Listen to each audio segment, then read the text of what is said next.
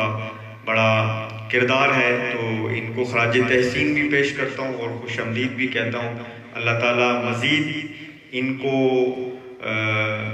ان کے کام میں برکت اور وسعت عطا فرمائے۔ قبلہ شاہ صاحب سے گزارش کروں گا کہ شاہ صاحب آپ دعا فرمائیں۔ اللہم صلی علی سیدنا و مولانا محمد وعلی آلہ۔ حمد و نعت منقبت پیش کی گئی۔ ہمارے راشد بھائی نے انتہائی عمدہ، اے میرے اللہ ہماری اصلاح فرمائی، اے میرے پاک پروردگار ان سب کو اپنی بارگاہ میں شرف قبولیت عطا فرما، اے میرے پاک پروردگار ان سب کا ثواب نبی پاک صلی اللہ تعالی علیہ وآلہ وسلم کی بارگاہ میں تحفۃ ہدیۃ پیش کرتے ہیں، قبول و منظور فرما۔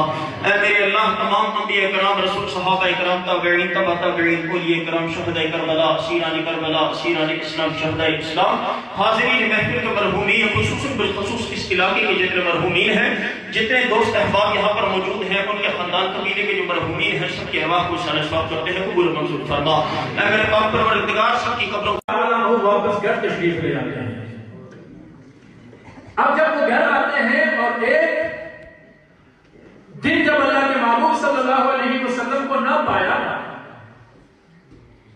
ہماری محفل میں ماشاءاللہ کسی تعداد میں علماء کرام تشریف لائے ہیں، اہلا و سہلا، مرحبا، اللہ برکات عطا فرمائے۔